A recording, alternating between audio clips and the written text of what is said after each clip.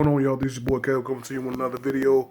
And in this video, I will be picking who I believe will win the wild card matchups tomorrow in the NFL. And I'll try to give at least one X factor in the game. We'll go through all four matchups. We'll start with the AFC South tiebreaker coming up in the first game. Or was it 4:30 Eastern time? The Indianapolis Colts, the 6th seed, traveling to Houston to play the number 3 seeded Texans. Indianapolis, one of, if not the hottest team in the NFL right now, peaking at the right time, as they say, looking to become like what the the 05 Steelers were, the 2007 Giants. I think 2011 Giants too. They were wild cards. Guys. Teams that got in them like on the last day of the year and took that momentum all the way up to a Super Bowl. Andrew Luck, easily the comeback player of the year. I mean, it was at the beginning of the training camp. He couldn't even throw a regular NFL sized ball. He had to work his way up from like a Nerf ball to an NFL ball in the span of weeks. But I mean, he's back to the Andrew Luck that we thought he would be coming out of college, and the guy who led the Colts to a couple of AFC title games. They got playmakers on offense. Marlon Mack is coming out of nowhere. They got another young running back. I can't forget. I don't remember his name. He's number 21, I think, but he's pretty good. Then you have T.Y. Hilton, who's been there as Luck's number 1 guy. Incredible year. The defense. You got Leonard, the rookie, led the league in tackles. Like unbelievable. He made the All-Pro team today. Like. Yo, I mean, the Indianapolis defense has been big time as well. Then you go over to the Texans. The Texans started out slow, and then they got hot, and then they lost a couple games they really shouldn't have. But Bill O'Brien's got this team in the playoffs, man. Division champs. Deshaun Watson. I mean, not quite the. What was it, the 7 games he not 7, I think it was less than that. Not quite the rookie year he had before he tore his ACL, but he's many times than not this year he shows you why the future was so bright. When he showed his skills last year. DeAndre Hopkins, top 5 receiver in the game. Top 5 receiver in the game. I mean, in no particular order. You got to put him up there with Beckham. You got to put him up there with Julio. You got to put him up there with Brown. You got to put him up there with those guys. I mean, this dude makes ridiculous catches, yards after catch, big time. Lamar Miller's had a pretty decent season. I think this is probably, from what I've seen, this looks like his best season since he was back in Miami. I don't know if I haven't looked at the stats for sure, but it seems like he's had a pretty good season, as far as the eye test, you would say. And then you have the defense. You have the defense with Watt.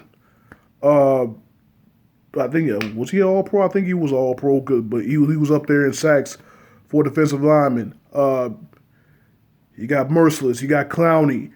You got the Honey Badger, Matthew in the secondary, and a Howe, and those corners. Those dudes are legit. Just listening to sports radio, listening to analysts and stuff. A lot of people are on the Colts right now. Again, they're that hot team. They're that hot team coming into the playoffs, peaking at the right time, you would say.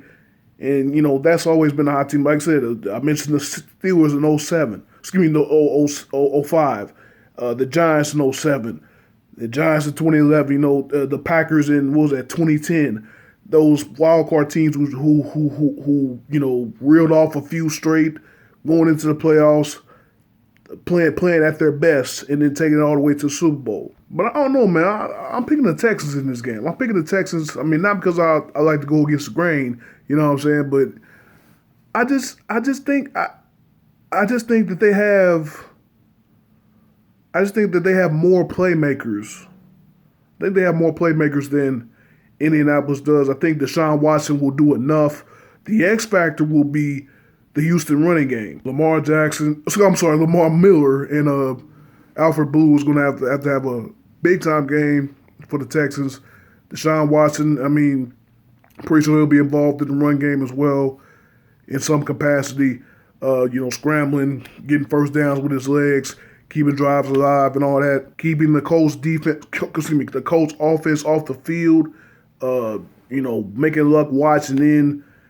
If they get down and have less time to work with, Colts will go in the pass game, and then the Texans can unleash the pass rush of Clowney, Watt, Merciless, and all those other guys, on to luck. I do think this will be a close game, though. It might come down to the last possession, but I still have the Texans winning. I'll say a final score of 28-24, Texans.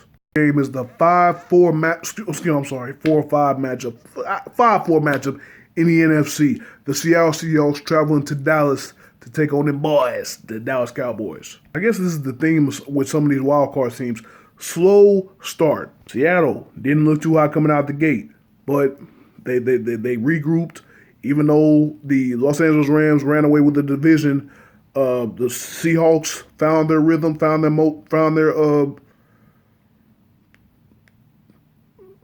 I'm sorry, I forgot the word I was thinking of, but Russell Wilson was fantastic down the stretch, the second half of the year. Tyler Lockett and Doug Baldwin, I believe, had played some of their best ball, of their careers with Wilson. And then the Seattle defense. You're losing Earl Thomas the way that they did. Not being able to have Chancellor all year. The Legion of Boom is dead. Oh, the Seahawks are gonna have to regroup. This defense done a hell of a job, led by the middle linebacker Wagner. Wagner, injury prone, but he's looking like he did back in the Legion of Boom years. Then you look on the other side to the Dallas Cowboys. I'll admit, this Dallas Cowboy team looks a lot better than the teams that in the past these last 5-10 years that could disappoint you. In the Tony Romo years, their offense was really good, but their defense was terrible. And their defense was so terrible that they gave up a lot of points to Tony Romo, and the offense had to score a lot of points. And there were times when the Cowboys would get down and Tony Romo would, Tony Romo and make a mistake, throw a pick to seal their fate. But then obviously in Dak's first year when Tony Romo got hurt in the preseason, Dak and Zeke's first year together, 14-2, number one seed in the NFC. They would lose to the Green Bay Packers, of course. Aaron Rodgers was just on fire that whole game. They still have Dak and Zeke. Obviously, the Cowboys' success depends a lot upon Ezekiel Elliott. But the X factor of this game will be if Dak can throw the football good enough to take this Cowboys team to victory over this Seattle defense. And against the Giants, Dak really impressed me. Obviously, Zeke didn't play against the Giants in the last regular season game. They had the division crown locked up. I think they were going to be the fourth seed either way, so they sat Zeke. They rested Zeke. Dak wanted to play the whole game.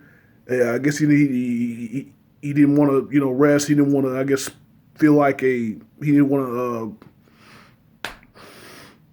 I'm losing a lot of words here. I guess he wanted to keep his rhythm going into the playoffs because he knew he was going to have to play wild card weekend.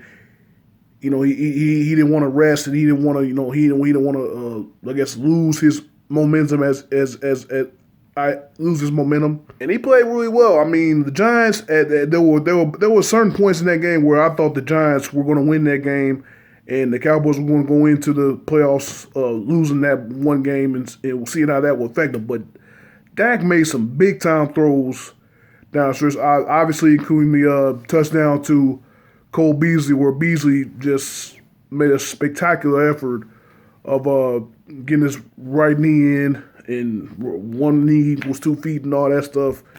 And then they get the 2-point conversion, and Cowboys win 36-35. Yeah, but obviously this pass offense changed when Amari Cooper was brought in from the Raiders in the trade. Again,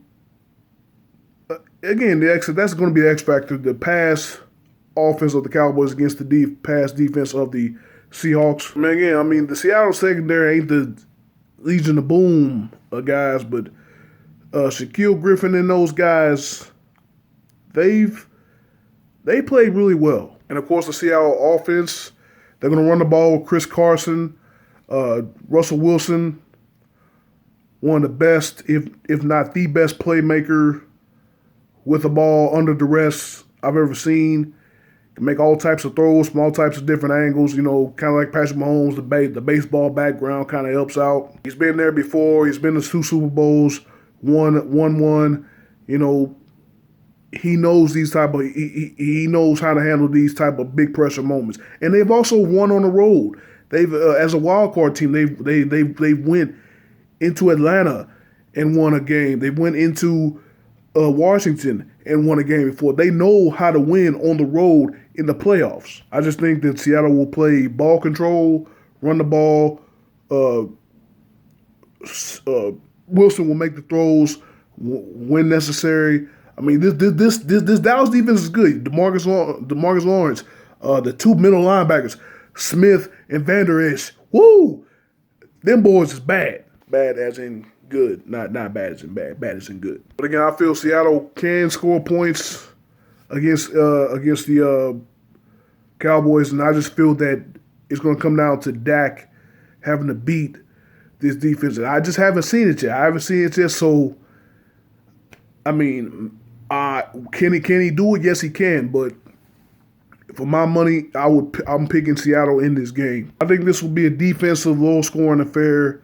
I picked the Seahawks to win 21-17 over them boys. Sorry, Cowboys fans. To the 4-5 game in the AFC, a rematch from a couple weeks ago. The Chargers is the number 5 seed going into Baltimore to take on the number 4 seed Ravens. Now, being a Chiefs fan, I have to admit, this Charger team ain't my big brother's Charger team. From the early 2000s to now. I mean, since Phillip Rivers has taken over at quarterback, I mean, they've been great. They've gotten to an AFC title game. What was that? That was way back though. That was back in like 04 or 05 or something like that. But like since like the 2010s and all, since 2010 and on, it seems like the Chargers regular season has been ridden one of 2 ways. The Chargers will start out red hot, maybe undefeated, will lose 1 game in the first 5-6 games. Everybody will get on board as a Super Bowl, get them as a Super Bowl contender. And then like the last 3-4 games, they will lose like three or four down the stretch, and then they would somehow miss the playoffs. Or they would stumble out of the gate at the beginning and, lose 3 or 4 to start. And everyone count them out, and then like the last 5 games of the year, they go 4-1. But then that 1 game that they lose would be detrimental to them making the playoffs, and then they miss the playoffs, off of that 1 missed game. That wasn't the case this year, man. Chargers team, they started off with the loss to my Chiefs in week 1, but they've been impressive pretty much all year round. I mean, honestly, they have I feel the best win of the year, best win of any team all in the NFL all year when they came into my city, Kansas City, and beat the Chiefs on that Thursday night. Came back from being down 14 on 3 different occasions without 3 of their top weapons. I mean, Melvin Gordon and Austin Eckler were out of that game. They were down to their 3rd and 4th string running backs, and then Keenan Allen was it a hip pointer? Had a hip pointer, couldn't return to the rest of the game. He hurt himself in the first half, didn't return the rest of the game. Mike Williams went nuts. Phil Rivers made a couple of big time throws. And then, of course, Orlando Scandrick, and left Mike Williams wide open for the 2-point conversion to win the game. I digress. They also won a game in Pittsburgh, which at the time seemed like a big win until the Steelers stumbled down the stretch and missed the playoffs. Obviously, you look at the Chargers, probably looking at the most complete team in the NFL. You got Rivers at quarterback. Both Eckler and Ingram are healthy now in the backfield for the Chargers. Keenan Allen, Mike Williams, who's coming on, Travis Benjamin, who's making big-time catches, Antonio Gates, who they bought back, who's had a really good year, and now they have Hunter Henry, who missed the entire regular season when he got injured early in training camp. He's now back for the Chargers and expecting to play. Then you have the defense. You have Melvin Ingram on one side. You have Joey Bosa, who missed first half of the regular season. He's back and in full gear. You have Derwin James, an impressive young rookie safety who's going to wreak havoc on the league for years to come. You have a Casey Hayward. That's a good secondary that the Chargers have. And then them dudes is cold. But on the other side, you have the Ravens. Best defense in the league. 6-1 since Lamar Jackson took over as starting quarterback. They've done it old school. They've done it old school. Running the football, great defense. T. Sizzle, Terrell Suggs, C.J. Mosley, Eric Weddle, the leaders of the defense. I mean, hell, they almost lost last week against Baker Mayfield and the Browns. I mean, almost every AFC team was rooting for Baker and them to pull the upset because they might knock the Ravens out of the playoffs. I know Steelers fans were, but came up short. I mean, this defense loves to get quarterbacks in passing situations so they can sit in the house, man. That defense coordinator, he is not afraid to blitz, and those guys get theirs. Like I said, Suggs and those guys, they are relentless, and that's why they had the success that they had against the Chargers in that, what was it, the Week 16 showdown in Los Angeles, where they beat them down 22-10, held the Chargers to their worst statistical game of the season. I mean, that's a huge advantage for the Ravens defense. Phil Rivers being a stationary quarterback, not really mobile. You still stay in the pocket. He'll do his best to go through his progressions and find the right man. But against a blitz, I mean, Rivers he's made a career of it. Throwing passes off of his back foot, throwing ill-advised passes just to get the ball out of his hands, and then throwing bad picks. So the X factor in this game is going to be Melvin Ingram in this game. Can Melvin Ingram be can Melvin Ingram be that big time running back and get them big yards on the ground that they need to kind of offset the Ravens blitz, get them in second and short, third and short situations to kind of nullify that blitz. Phil Rivers is going to need help against that blitz. So he can't stand back there all day, especially if they're sitting 5-6 guys at a time. Baltimore's going to run the ball with Lamar Jackson and Edwards and those guys. I want to look at the Ravens receivers in this game and Jackson throwing the ball. You have Crabtree, who's had a lot of big-time experience. You have Ross, who's fast, but I think he's kind of had his struggles this year. So that's going to be another factor, how Lamar Jackson is throwing the football. Can the Chargers slow down their Ravens run attack? That's the real X factor. I'll take that back. That's the real X factor. Can the Chargers defense slow down the Ravens running attack, make Lamar Jackson throw the football, and give their offense a chance to get on the field? Because they'll run the football. Ravens will run the football. They'll play ball control, and then that won't leave the Chargers much time. And again, that's when Rivers will have to sit back in the pocket like a sitting duck, and then the Ravens just letting loose with the blitz. I think it'll be a little bit more scoring in this game from last game. The Chargers will make adjustments. They'll do better offensively against this Ravens team. I just don't think it will be enough. I think the Ravens defense will come up with a couple of big-time turnovers off of Rivers, and the Ravens will move on. I picked the Ravens to win 24-21 over the Chargers. But not least, we have the 3-6 matchup in the NFC. The defending Super Bowl champion Philadelphia Eagles, who just squeaked into the playoffs, going up against the Chicago Bears, the monsters of the Midway. That defense making its return. Man, this could probably be the game of the weekend. I'll tell you what, when the Eagles got beat down by the Saints in New Orleans, I thought their season was dead. I thought it was over. I thought the Super Bowl hangover was real. They wouldn't make the playoffs. They wouldn't have a chance to defend their title. They struggled all year. Of course, Carson Wentz came back after week 3. But then late in the season, he has back issues now. Now he's gonna have a 3-month recovery. Once again, Nick Foles steps into the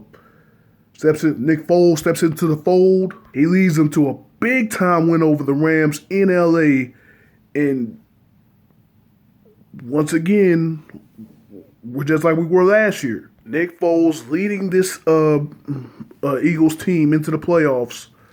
Again, a big win over Washington. The Vikings lost to the Bears. And, Kirk Cousins. And now here we go with the Eagles again. I don't know.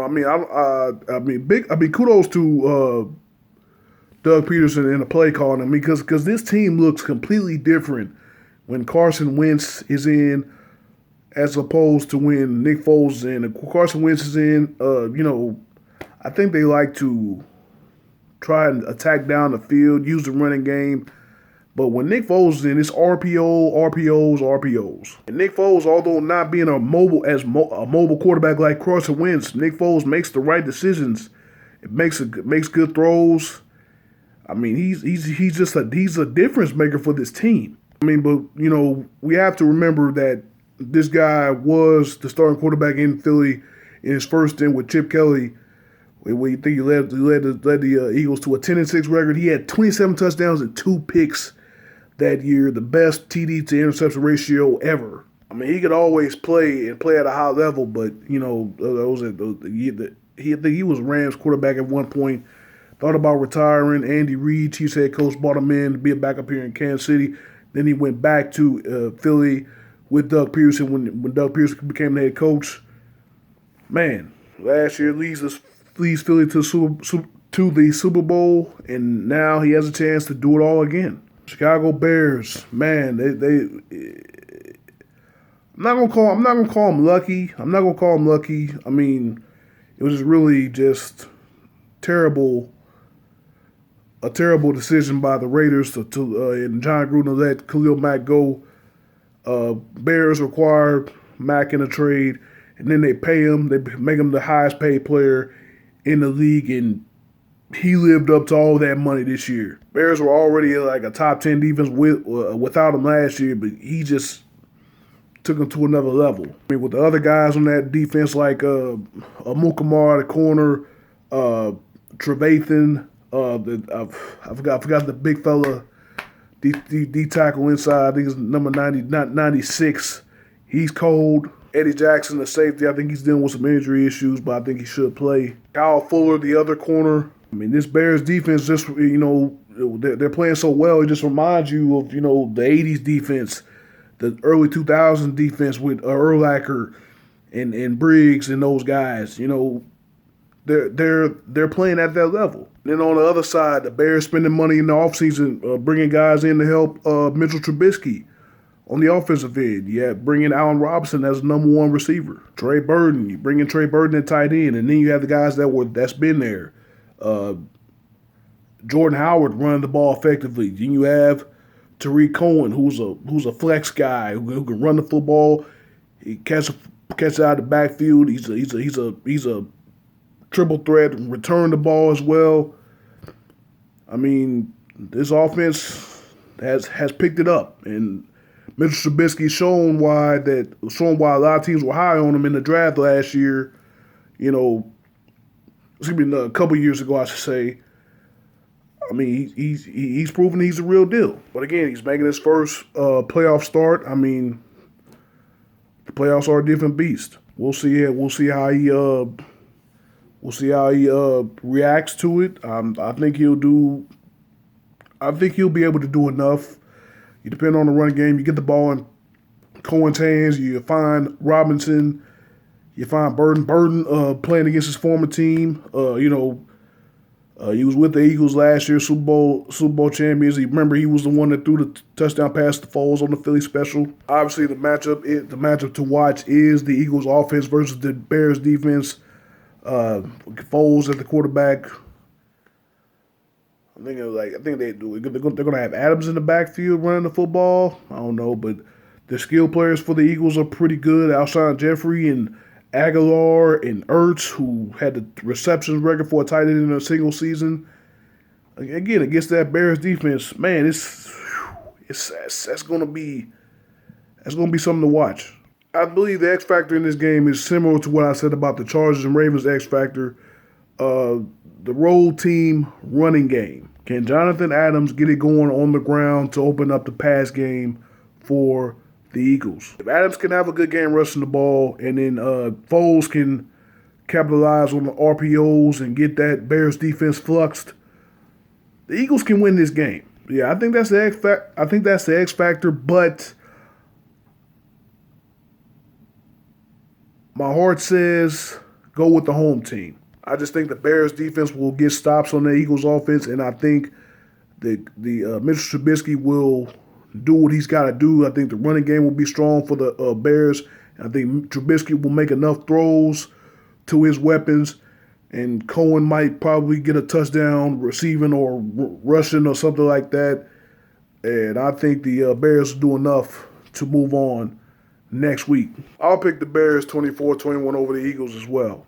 To make the video long-winded, but you know how I am. I make a 2-minute conversation to a 5-minute conversation. But anyway, that's my thoughts on Wild Card Weekend. Hopefully the games are as good as they seem on paper. It should be a great weekend, man. Thank you guys for watching. Let me know what you thought. Let me know what you think. Leave a comment down below, and I'll see y'all next video.